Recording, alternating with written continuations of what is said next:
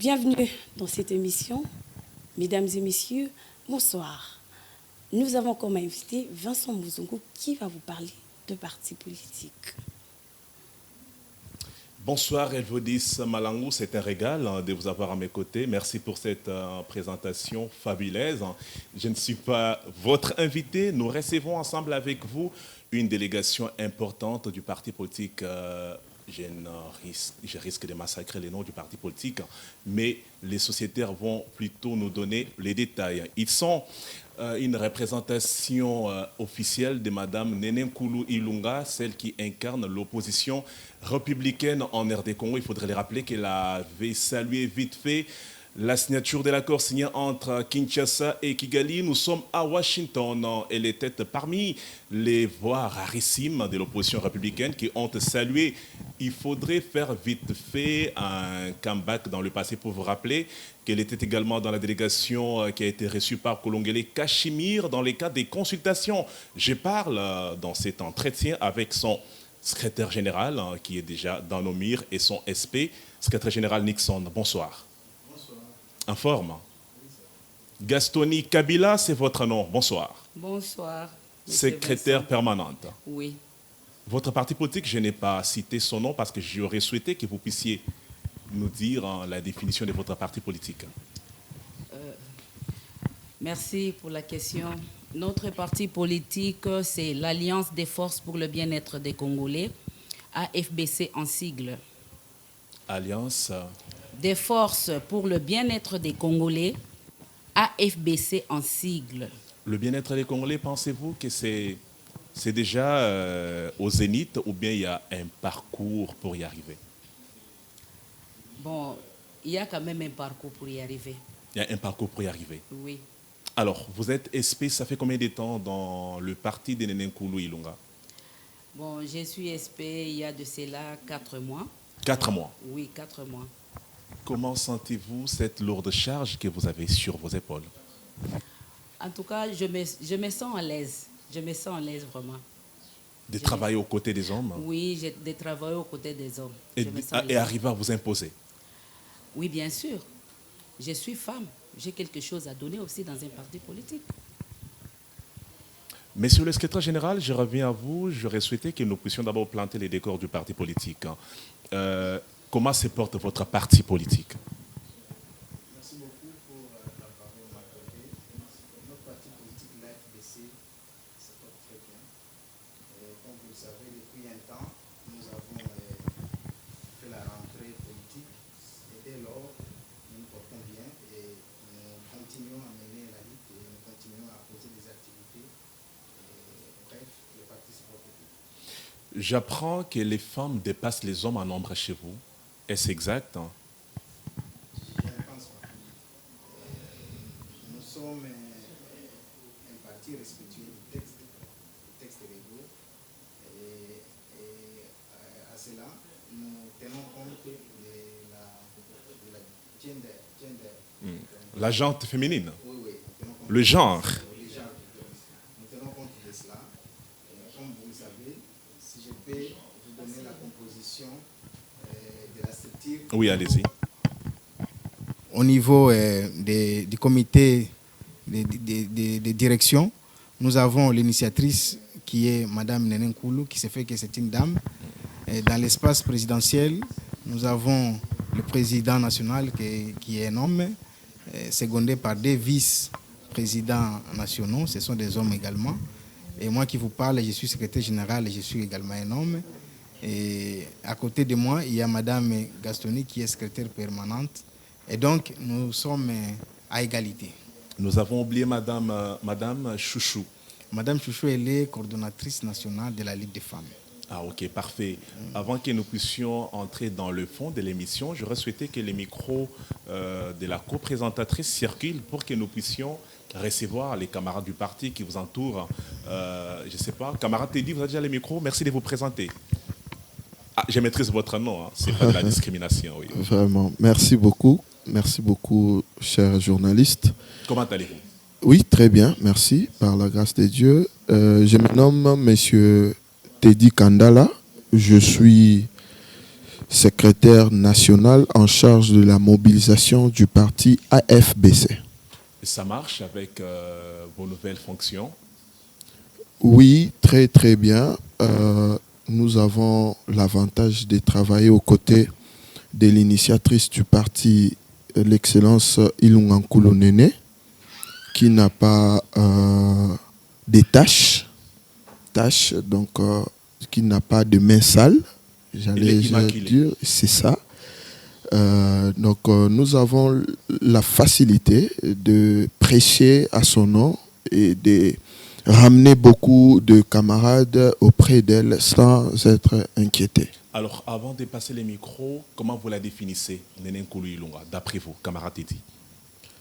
Nene Nkulu Ilunga, nous la définissons comme étant un esprit.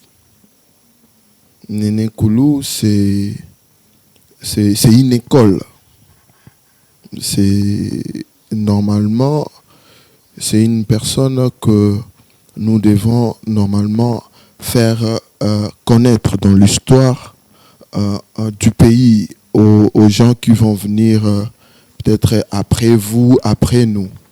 C'est une personne qui incarne beaucoup de valeurs et qui soutient les jeunes à être ce qu'ils sont appelés à être dans l'avenir. L'autonomie de la jeunesse. C'est ça. Merci à vous. Donnez le micro à la dame juste à votre gauche. Merci. Madame, bonsoir. Bonsoir. Qui êtes-vous? Une question embarrassante. Je m'appelle Madame Telmarthe. Madame Télémarthe. Telmarthe, oui. Je suis la présidente fédérale de Moamba. Ah, à Moamba, ça marche. Le parti est en train de faire pignon sur rue là-bas à Moamba. Oui, oui. Donc vous avez pêché beaucoup de poissons pour Nene Nkulu Ilunga. Oui, oui. Êtes-vous sûr qu'en 2028, elle pourra battre tout le monde si jamais elle est candidate, députée nationale? Bien sûr. L'excellence Nene Nkulu, c'est une force, une icône. Qu'est-ce qu'elle représente pour vous? Bon, moi je la considère comme une idole, donc un modèle pour moi.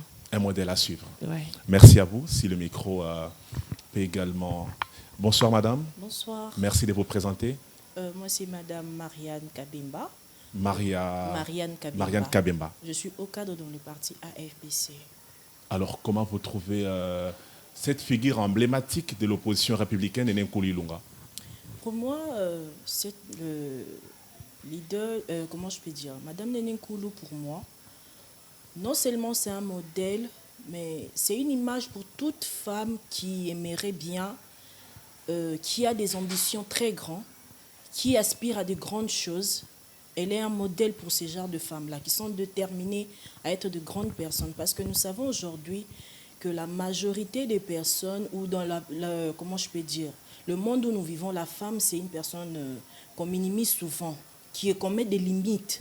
Mais en voyant le parcours de Madame Nene, c'est inspirant. Voilà, elle nous inspire à aller loin et à ne pas douter de nous. Elle nous donne la chance que beaucoup de personnes n'ont pas eu à nous donner. Et aux côtés d'elle, on se sent en sécurité et capable de s'exprimer, en fait. Vous pensez que si elle est élevée au poste de responsabilité, elle pensera à vous?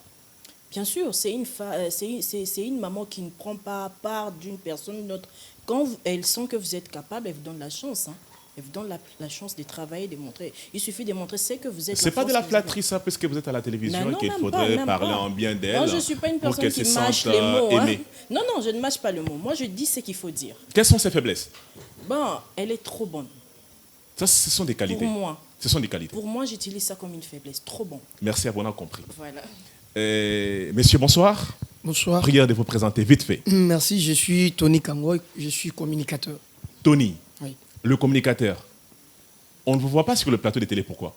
Oui, bien sûr. Question embarrassante. Non, ce n'était pas... Qui pourrait vous faire virer de votre parti politique? Non, bien au contraire. Vous savez, chaque chose a son temps. Et nous sommes là, je suis sur le plateau de télévision, vous me voyez. Vous profitez de l'aura du CG de Madame SP? Non, pas du tout. Je vous taquine, présentez-vous. Au-delà des rires et plaisanteries, voilà, je suis là. Je suis sur le plateau de télévision et je vous écoute.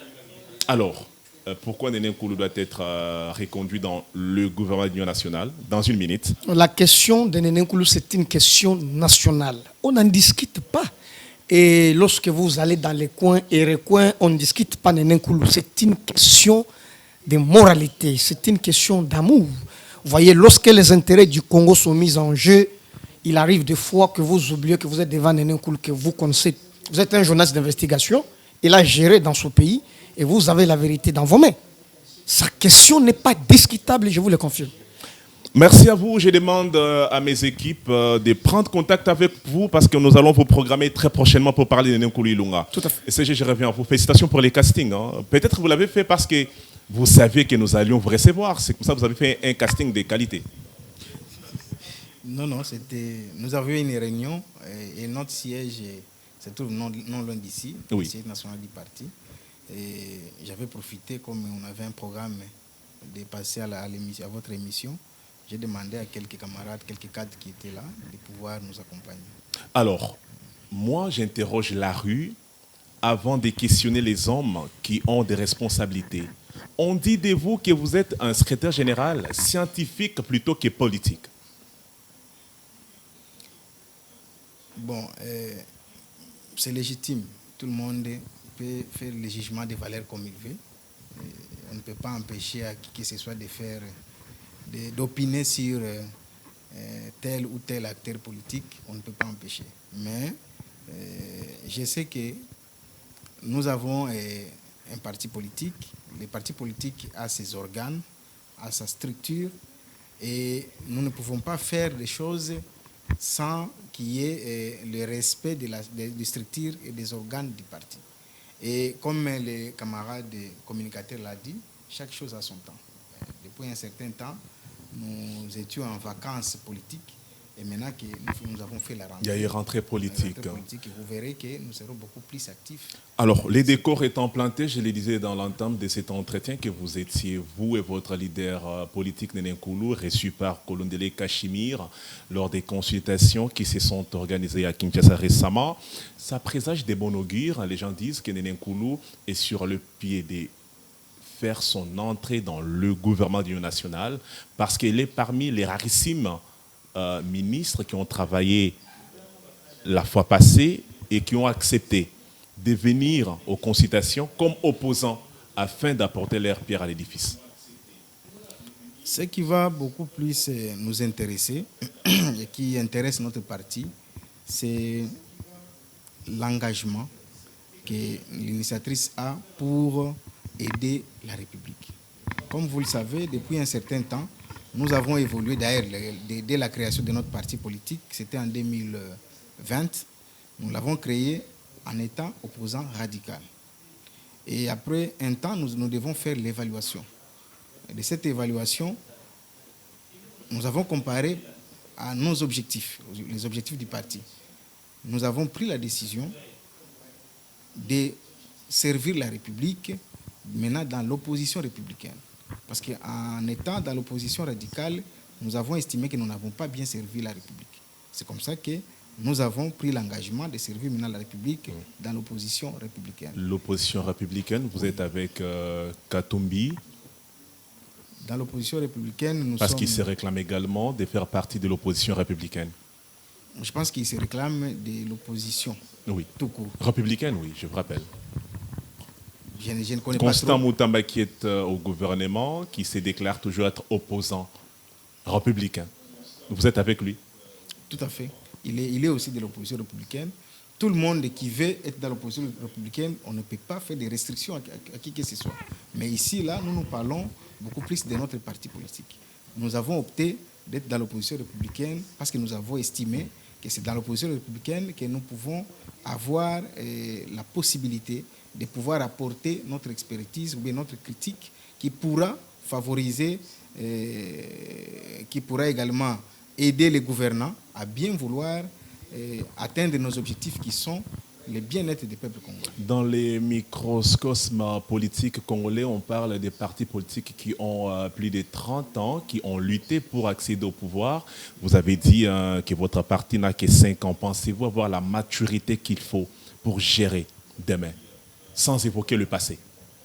Tout à fait, tout à fait. Nous avons la maturité. Sur quels critères, par exemple? Nous avons la maturité, parce que là, je pense que vous faites allusion à l'ancienneté ou bien l'expérience.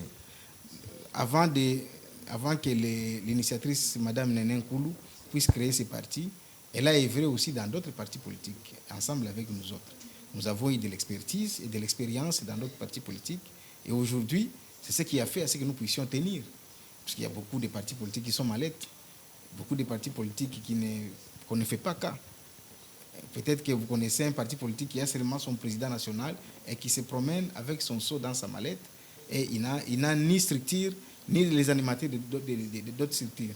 Mais quand vous voyez notre parti politique, c'est un parti politique organisé, qui a des structures et qui est implanté dans l'ensemble des territoires nationaux. Bénéficiez-vous des fonds du gouvernement? Parce qu'il est dit dans la Constitution que le gouvernement doit financer les partis politiques. Tout à fait, tout à fait. Vous bénéficiez des fonds du gouvernement? Non, j'ai dit tout à fait par rapport à ce que vous affirmez, oui, par rapport aux lois. Mais jusque-là, nous n'avons bénéficié de rien de la part de l'État. Alors, nous n'avons aucune subvention.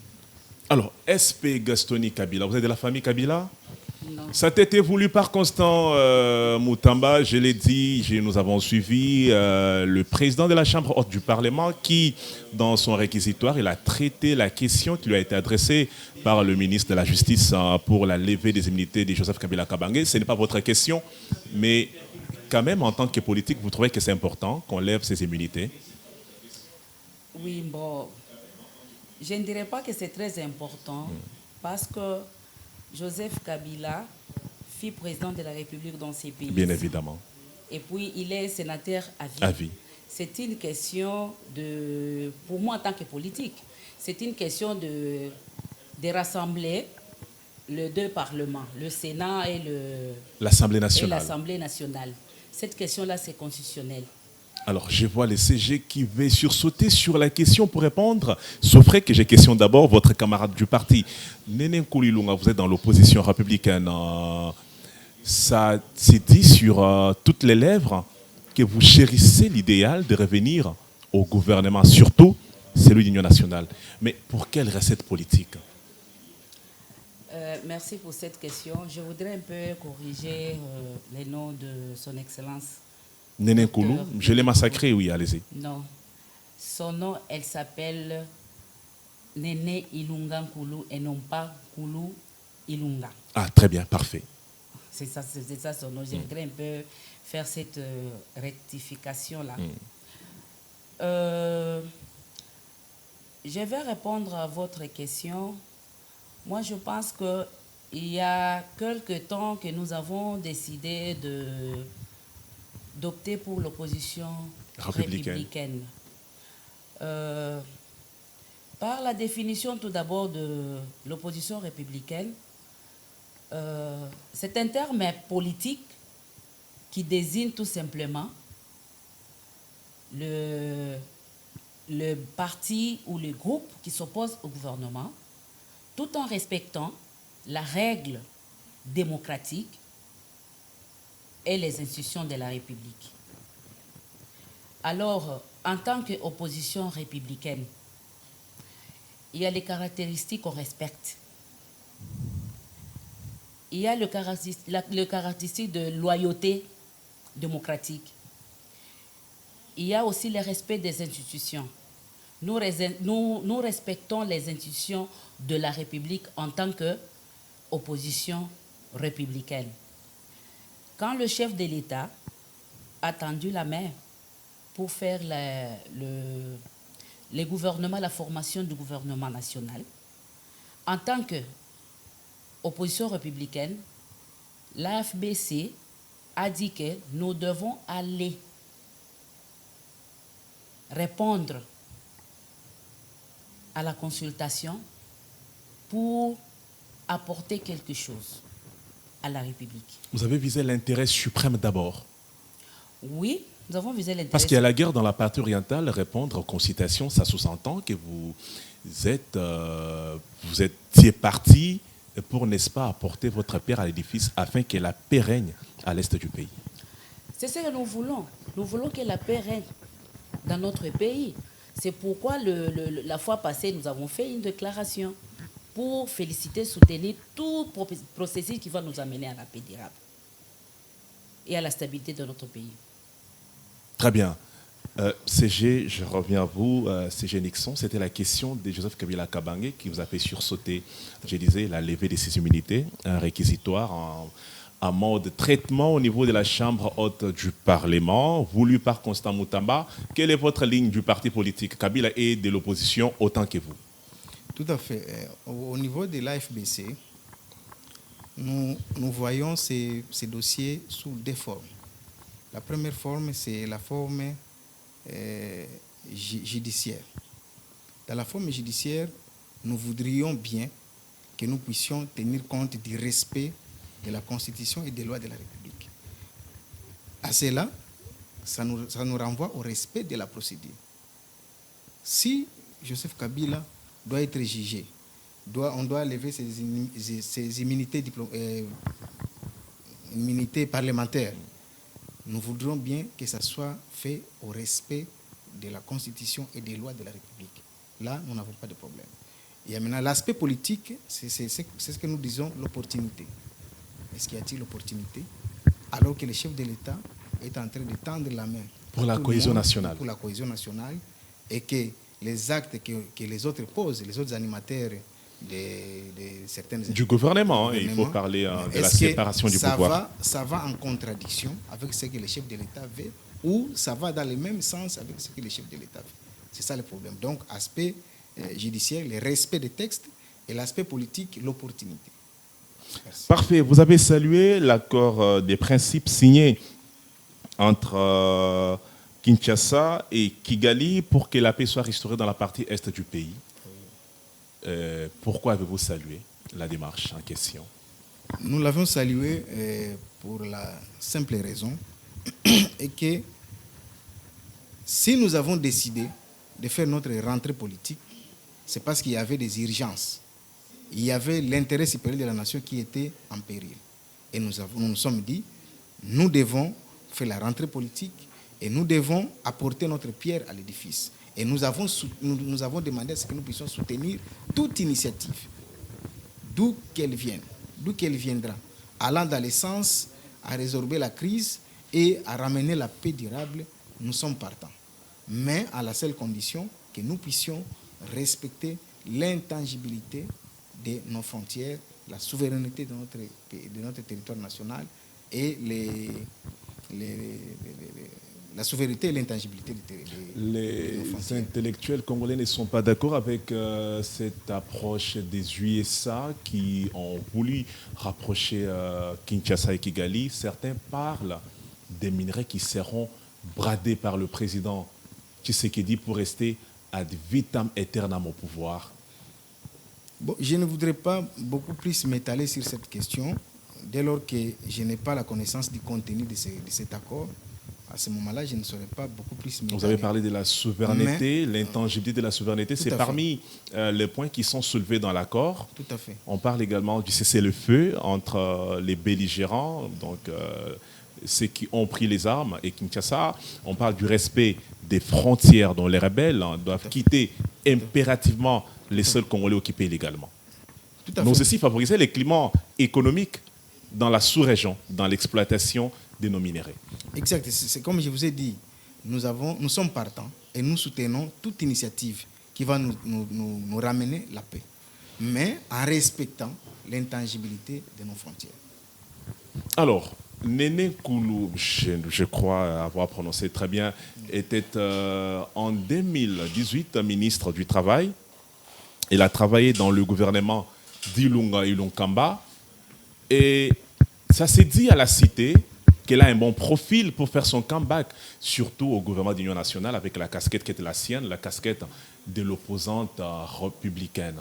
Mais quelles sont les réformes qu'elle a pu apporter quand elle était ministre du Travail à l'époque? Ce qu'il faut d'abord savoir est qu'elle a fait son entrée dans un gouvernement qui, on pouvait appeler un gouvernement qui était trop fragile. Coalition FCC Cash. Tout à fait. C'était un gouvernement qui n'était pas vraiment, qui n'avait pas d'avenir. Effectivement, l'avenir nous a donné raison. À ce moment-là, elle a fait plein d'initiatives, beaucoup d'initiatives qui sont restées pendant. Et bien entendu, comme il y a le caractère de durabilité des institutions publiques et la poursuite, la poursuite de la chose publique, il y a certaines choses que l'initiatrice Nenen Koulou a commencé et qui a été achevée. Comme quelle chose qu'elle avait commencé par le passé. Vous savez, les Congolais voudraient qu'on les rappelle ce qui a été fait en termes de bilan passif et actif. Elle a initié la réforme en matière de l'inspection du travail et elle a également obtenu l'aval du Conseil des ministres où on devait procéder au recrutement des inspecteurs du travail et des contrôleurs du travail. Et pendant qu'elle voulait maintenant parachever cette œuvre, elle est sortie du gouvernement. Mais bien, nous saluons sa prédécesseur. Elle était sortie tête haute du gouvernement quand la coalition a pris une fin tragique. Elle était cohérente. Ça veut dire qu'elle est entrée au gouvernement sous le label du FCC. Et le FCC leur avait demandé de pouvoir quitter le gouvernement. Et elle a quitté. Elle est restée loyale à sa formation politique. Ça, c'est la cohérence politique. Elle est restée cohérente. Donc, vous accusez que certains politiques ne sont pas cohérents? Si, il y en a qui ne sont pas cohérents. Je vous reviens. Gastoni Kabila. Vantez-nous un peu, Néné. On voudrait savoir ce qu'elle a pu apporter, qui n'a pas été réalisé pendant un certain temps. À Kinshasa, on attend que depuis 1960, jusqu'à l'époque où elle est arrivée, où elle était nommée ministre, il y a des choses qui n'ont pas été réalisées. Mais qu'est-ce qu'elle a pu faire? Merci. Qui mérite d'être dit? Merci pour la question. Je vais un peu vous vanter de excellence docteur Ilunga Nkoulou Néné. Tout d'abord, je vais commencer par sa biographie. Néné Ilunga Nkoulou, c'est une Congolaise de père et de mère. Des pères et des mères. Oui. Pourquoi vous martelez sur cela? Non, bon, des pères et de mères, bon.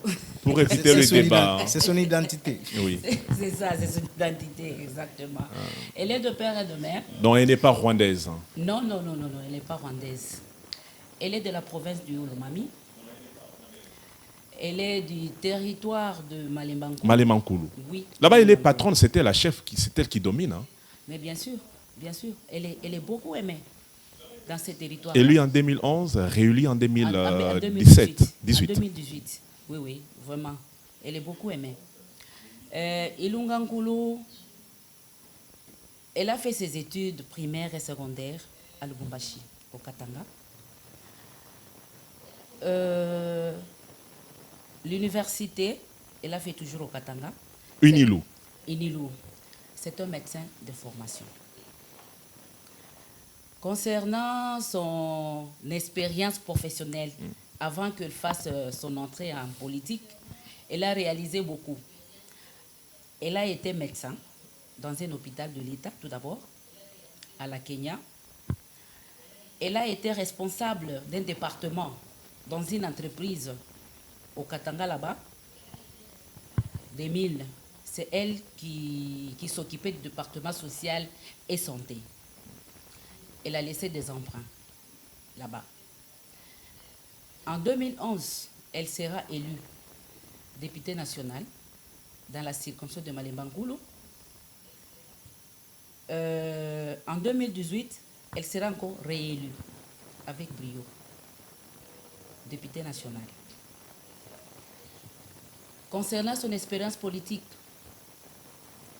elle a été tout d'abord, elle a œuvré avant qu'elle crée son parti politique, elle a œuvré dans beaucoup de partis. Non, pas dans beaucoup de partis, dans un parti qui s'appelle AFDC. Elle a travaillé avec Modeste Bahati. Voilà, exactement. Elle a travaillé avec Modeste Bahati. Et elle aurait empoignardé au dos, d'après les informations de notre possession, pour dédoubler l'AFDC de Modeste Bahati et chasser Modeste Bahati par la porte. C'est ce que les gens disent, mais ce n'est pas la vérité. Là, je me rappelle de Steve Mbikaï qui faisait la communication. Non, ce n'est pas ça. Quoi ça, Modeste s'était auto-exclu du parti. La politique, c'est pathétique. Allez-y, je vous embrouille un peu. Ne me suivez pas, répondez. Voilà. Elle a travaillé avec Bahati. Elle a été aussi secrétaire général adjoint dans l'AFDC. À l'époque de Joseph Laurent Désiré et Je m'excuse. Joseph Kabila Kabange. Joseph Kabila Kabange. Sénateur à vie. Quand il y avait les découpages de province, Néné Ilunga Nkulu a été nommé commissaire spécial dans la province du Olomami. Commissaire spécial adjoint. Après, on les a élus. Ils formaient les tickets. On les a élus. Elle a été vice-gouverneur. Vice-gouverneur. Oui. Un parcours élogé alors. Voilà, très élogé, très riche. Elle a été vice-gouverneur. En tant que vice-gouverneur, comme ce n'était pas lui le titulaire, oui, elle n'avait pas la signature. En tant que maire, elle a réalisé beaucoup sur le plan social. Comme quoi? Moi, je suis très curieux. Hein, quand vous dites qu'elle a réalisé. Elle a aidé les orphelins, les veuves. Elle a dû donner de microcrédits. Et cette aide-là, c'était quoi? Donner la cagnotte aux gens? Non, elle a construit un orphelinat. Ah, ok. À Kamina. Ok. Elle a aidé les veuves aussi. L'orphelinat existe? Oui, ça existe. Et donc, si je pars à Kamina, je verrai l'orphelinat en question? Oui, vous verrez l'orphelinat en question. Ok. Kamina, j'arrive. Ouais, tout à fait. Elle a aidé aussi de mamans là qui fait de petits commerces. Là, oui. En leur donnant quand même un microcrédit, tout ça. Elle a fait elle a laissé aussi les emprunts. Ah, mais ça, c'est très bien. Donc, dans les œuvres humanitaires, elle a un impact grandiloquent pour ses dons en microcrédit, en construisant des orphelinats. Elle est intervenue à la rescousse des veuves, des orphelines, des guerres, et tout ça. Mais pourquoi cela n'a pas été dit par le passé pour que les gens sentent qu'elle était au four et au moulin? C'est comme si vous venez de nous le dire maintenant parce qu'il y a un gouvernement en gestation, donc vous faites de la propagande politique. Non, ce n'est pas de la propagande politique parce que l'occasion ne nous est pas donnée pour un peu étaler de la vie de Néné Nkulu dans tout ce qu'il a fait, tout ça. Ce n'est pas de propagande qu'on est en train de faire, non. Loin de là. Est-ce que vous pensez qu'elle est différente de la plupart des politiciens de la place? Si oui, ben, étalez-nous quelques exemples qui montrent cette exemplarité. Oui, elle est différente. Elle est différente des autres leaders politiques. Parce que c'est une femme de caractère tout d'abord. C'est une femme qui incarne beaucoup de valeurs dans elle. Beaucoup de valeurs dans elle. C'est une femme qui a la probité morale, l'éthique. Donc, en tout cas, elle mérite. Elle mérite d'entrer. Elle mérite même plus qu'un ministre. Non, mais secrétaire général, c'est vrai qu'on n'a pas entendu des scandales par le passé. Hein, depuis que madame a quitté le ministère du Travail, elle est blanche comme neige. Je peux exagérer, mais l'inspection générale des finances n'a pas ouvert un dossier sur l'initiatrice de votre parti politique. Est-ce une personne capable d'amener ces Congos demain dans son Eldorado? Tout à fait, tout à fait. J'ai eu la chance de travailler avec elle lorsqu'elle était ministre. J'étais son conseiller administratif. Conseiller administratif. Oui. Donc vous avez bouffé. Le temps de rédévabilité est arrivé. Hein? Nous avons servi la République. Vous avez servi la République. Oui. Et la République vous a servi également. Tout à fait. La République a prévu un salaire pour nous. Donc vous êtes quelqu'un de loyal. C'est ce que je voulais dire. Vous n'allez pas la fuir parce que moi, vous avez travaillé, vous avez goûté à la sauce de la République, hein. Vous étiez à ses côtés. Est-ce que vous n'allez pas demain sécher votre poste si jamais on vient vous piquer? Je voudrais d'abord dire que pour avoir travaillé avec elle, j'ai appris beaucoup de choses à côté d'elle. Oui. Et j'ai constaté beaucoup de valeurs, notamment la probité morale. C'est une dame qui travaillait pour